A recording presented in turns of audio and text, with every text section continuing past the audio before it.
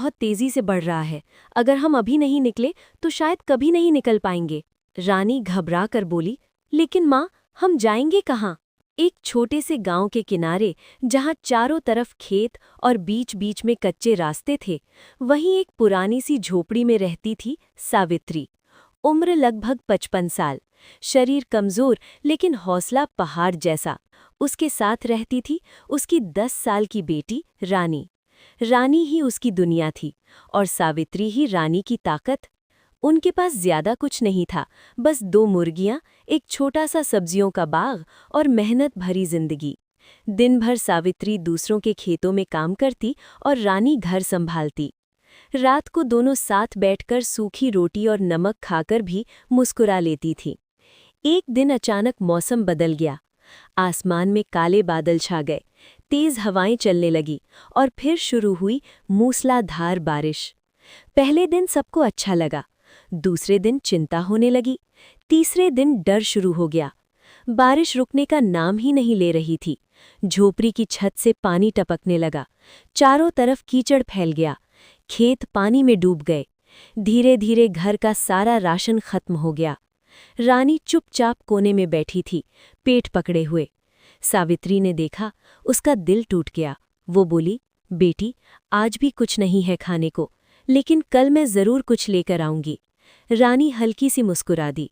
कोई बात नहीं माँ, मुझे भूख नहीं है। लेकिन उसकी आंखें सब कह रही थी।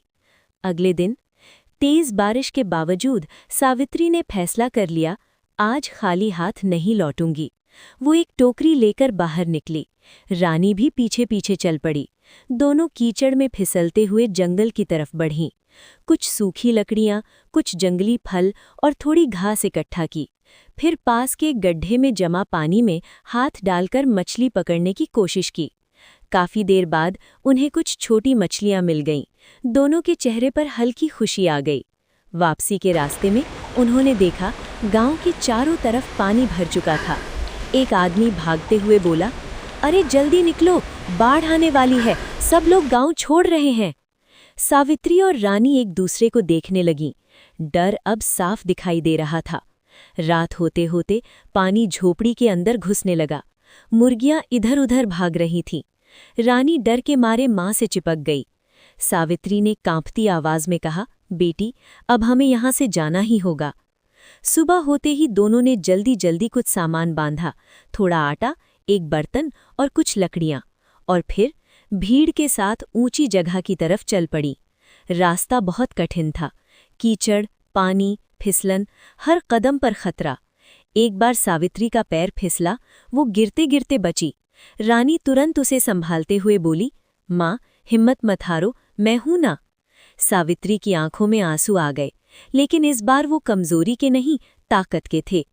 कई घंटों की मेहनत के बाद आखिरकार वे एक ऊंची पहाड़ी पर पहुंच गईं। वहां पहले से कुछ लोग थे। सबने मिलकर अस्थायी झोपड़ियां बनाई हुई थीं। सावित्री और रानी भी एक कोने में बैठ गईं, थकी हुई लेकिन सुरक्षित।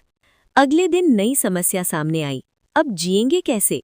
ना खेत, ना काम, ना खाना। रानी ने धीरे से पूछा, माँ, क्या हम फिर से पहले जैसे खुश हो पाएंगे?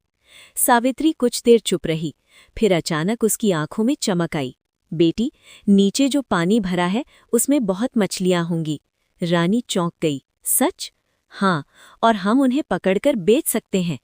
अगले दिन दोनों नीचे उतरी, पानी में जाल डाला और कुछ ही देर में जाल मछलियों से भर गया। रानी खुशी से चिल्ला उठी, माँ, हम बच गए। धीरे धीरे उन्होंने मछलियां पकड़कर बेचना शुरू किया, फिर मछली बनाकर बेचना शुरू किया। एक छोटा सा ठेला लगाया।